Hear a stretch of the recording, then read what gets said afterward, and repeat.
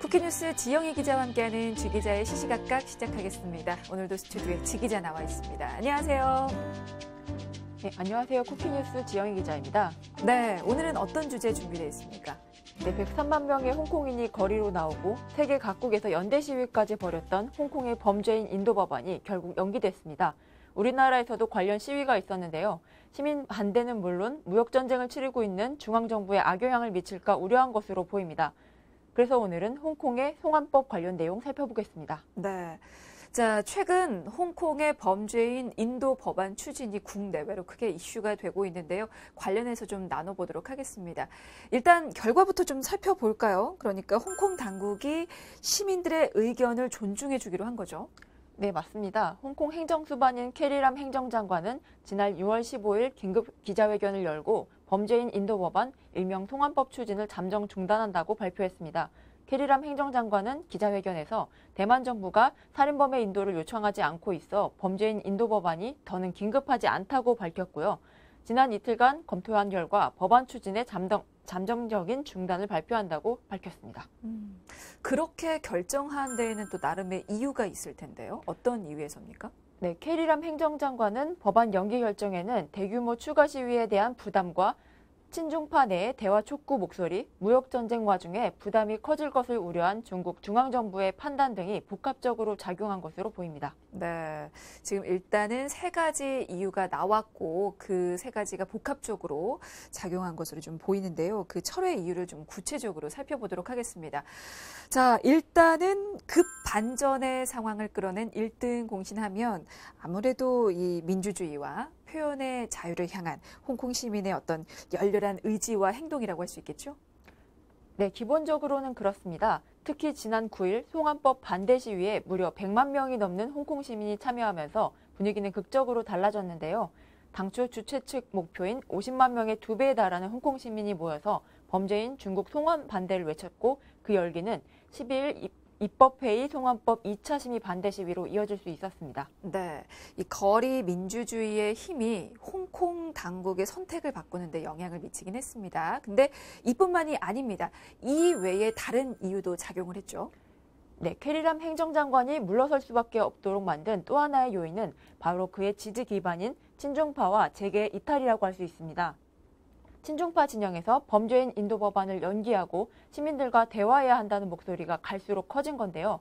전직 고위 관료와 전직 입법회 의원 22명은 연대 서명한 서한을 통해서 현 시대의 악화를 막기 위해 범죄인 인도 법안을 처리할 것을 요구하기도 했습니다. 네, 친중파 진영에서도 범죄인 인도 법안 연기를 요구하는 의견이 나왔습니다. 그리고 재계에서도 반대하는 목소리가 있었다고요? 네, 그렇습니다. 이번 법안에는 중국 본토에서 발생한 범죄와 관련해서 중국 법원이 홍콩 내 자산의 동결과 압류를 명령할 수 있는 조항이 담겨 있다고 알려지면서부터인데요. 아시아에서 가장 안전하고 투명한 금융 중심지를 자처했던 홍콩 입장에서는 날벼락과 같은 이야기이기 때문에 재계에서도 반대하는 목소리가 나오고 있는 겁니다. 네, 재계에서 그렇게 반대할 만한 것이요. 중국의 이 재산 관련한 행사권을 두려워하는 어떤 홍콩 재벌들과 또 외국인 투자자들이 홍콩 시장을 만약에 떠나게 되면 홍콩이 경제적으로 큰 영향을 받게 되기 때문이잖아요. 네, 그럼요. 일부에서는 통과 시에 홍콩의 국내 총생산의 최소 30%의 충격을 줄 것이라는 보고서도 나왔습니다. 네, 자, 이런 이유들로 홍콩 당국은 송환법 개정을 연기하는 결정을 내렸는데요.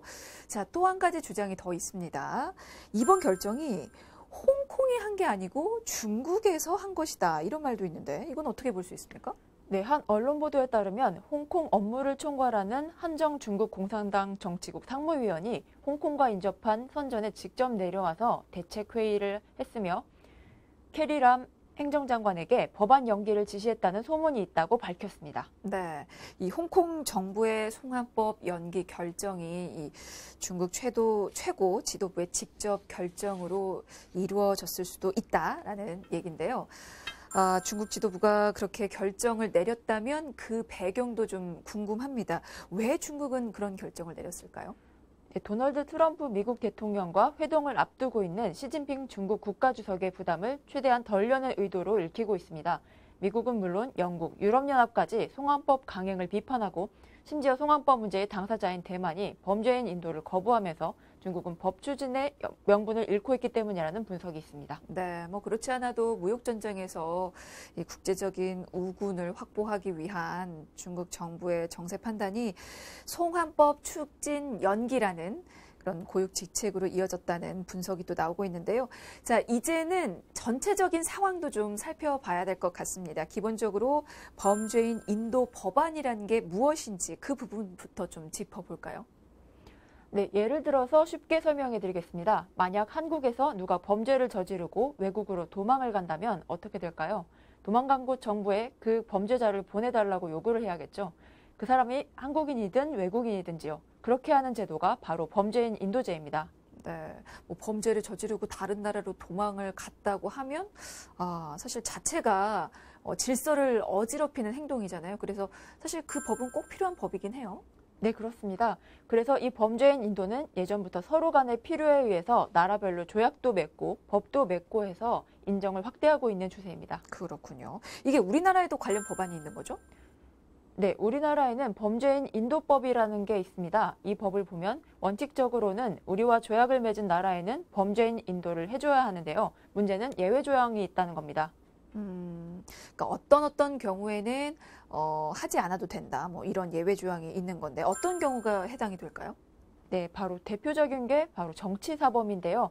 예를 들어서 그 범죄인이 한국인일 경우 외국에서 범죄를 일으키고 우리나라로 도망을 왔을 때 심의를 해서 안 보낼 수도 있습니다. 원칙적으로 범죄인 인도라는 큰 틀에서는 허용하지만 우리의 범죄인 인도 법안을 보면 예외 사유가 꽤 많습니다. 그래서 우리 법원의 심의를 거쳐서 보낼 수 있도록 하고 있습니다. 네.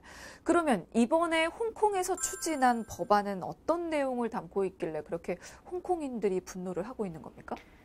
네, 홍콩 정부가 추진하는 범죄인 인도 법안은 중국을 포함해서 대만과 마카오 등 범죄인 인도 조약을 체결하지 않은 국가나 지역에도 사안별로 범죄인을 인도할 수 있도록 허용하는 내용을 담고 있는데요. 문제는 미국 등 20여 개국과 범죄인 인도를 허용하고 있는 홍콩 행정부가 이 법안의 2차 심사를 추진하며 대상국에 중국을 포함했기 때문입니다. 그러니까 중국이 포함이 돼 있어서 홍콩인들이 거리로 나온 거군요. 네, 맞습니다.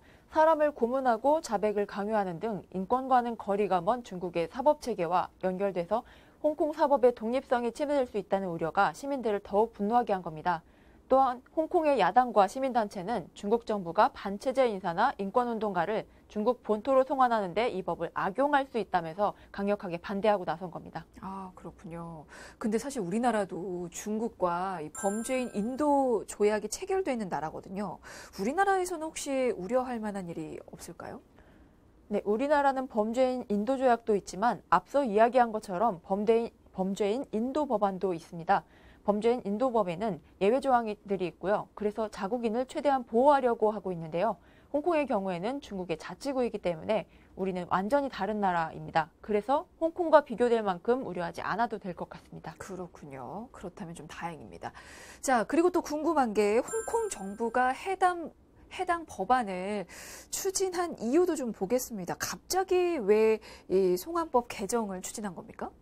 네, 지난해 2월 대만에서 임신한 여자친구를 살해하고 홍콩으로 도망친 홍콩인의 대만 인도를 위해서 이 법안이 필요하다고 홍콩 정부는 주장해 왔습니다. 네, 홍콩인이 대만에서 살인을 저지르고 홍콩으로 도망간 사건이 이 법안 추진의 원인이 됐군요. 그러면 그 사건을 좀 구체적으로 들여다볼까요? 네, 지난해 2월 17일 홍콩인 찬퉁카이는 대만 타이베이의 한 숙소에서 임신 중이던 여자친구를 살해하고 시신을 유기한 뒤 홍콩으로 도주했습니다. 그는 홍콩에서 판샤오잉의 한 현금 카드로 돈을 인출했고요. 이후 판샤오잉의 부친의 신고를 받은 대만 경찰이 CCTV를 통해 찬퉁카이를 범인으로 지목했습니다. 홍콩 당국은 지난 3월 13일 그를 체포해서 자백을 받은 상태입니다. 자백까지 받았는데 뭐가 문제가 된 겁니까? 네, 홍콩은 대만과 범죄인 인도 조약을 맺지 않고 있어서 홍콩 당국이 찬퉁카이를 대만으로 보낼 수 없었던 겁니다. 그러니까 거기에서 범죄인 인도 조약이 발목을 잡은 건데요. 그러면 대만이 아닌 홍콩에서 그를 처벌할 수도 있는 거 아닌가요? 네, 홍콩 당국이 찬퉁카이를 직접 처벌할 수도 없었습니다. 홍콩 형법은 홍콩 내에서 죄를 저지른 내국인과 외국인에게만 형법을 적용하기 때문입니다.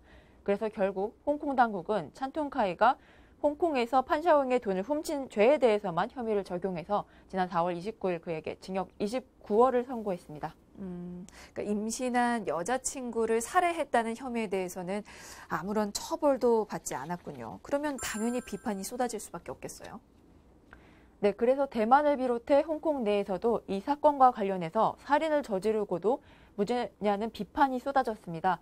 이에 홍콩 당국은 지난 3월 29일 범죄인 인도 법안을 마련했는데요. 바로 일명 송환법이라고 불리는 이 법안은 범죄인 인도 조약을 체결하지 않은 국가나 지역에도 범죄인을 인도할 수 있도록 하는 것입니다. 네, 범죄인 인도 조약을 체결하지 않은 국가나 지역에도 범죄인을 건넬 수 있도록 하는 건데 그 대상국에 중국이 포함이 되면서 중국으로 송환될 수 있어서 지금 홍콩인들이 그런 반발을 하는 거죠.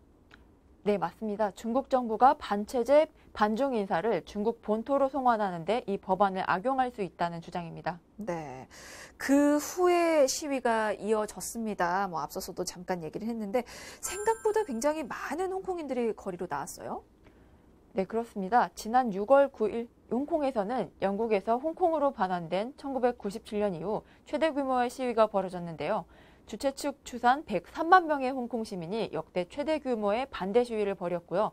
12일에는 수만 명의 홍콩 시민이 입법회 건물 주변에서 범죄인 인도 법안 저지 시위를 벌이자 경찰이 최루탄, 고무탄, 물대포 등을 동원해 강경 진압에 나섰습니다. 그 과정에서 수십 명의 부상자가 발생하기도 했고요. 네, 맞습니다. 이게 시위 규모가 점점 커지는 상황에서 홍콩 경찰이 물대포, 고무탄, 최루탄 등으로 시위대를 진압하는 장면이 SNS에 그대로 또 이게 퍼지면서 국제적으로 좀 논란이 됐어요.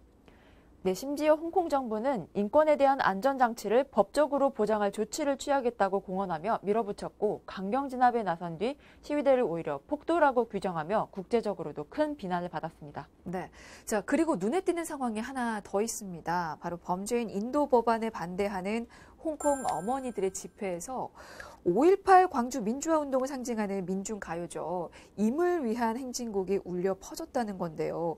이건 어떻게 된 일이죠?